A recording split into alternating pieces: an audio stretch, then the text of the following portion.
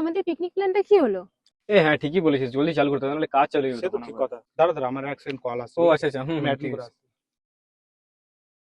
কিরে, শুধু তাকিয়ে থাকবি না, বলবি? কি বলবো? কি বলবি মানে? সবাই জানে তুই কি বলতে চাস।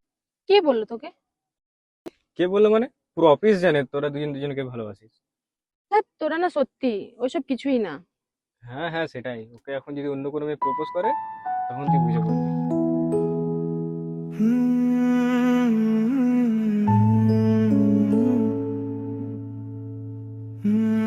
কার সাথে তো কথা বলছি রে? এবার জ্বলন হচ্ছে তাই না?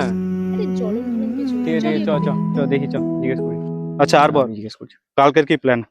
কিরে, কার সাথে কথা বলছিস তো? এই দেখ আমার লাইফ লাইন। ও, হাই।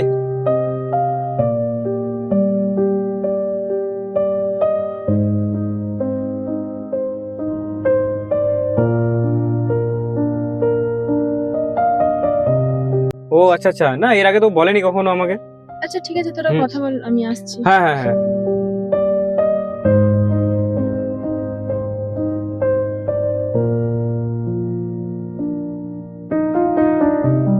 শোন না শোন না, আমি রাখছি ফোনটা, বুঝলি?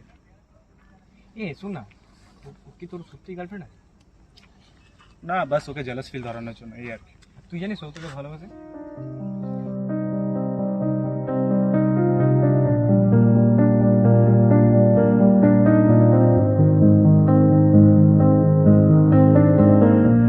শোন না, ও না আমার ফ্রেন্ড হয়।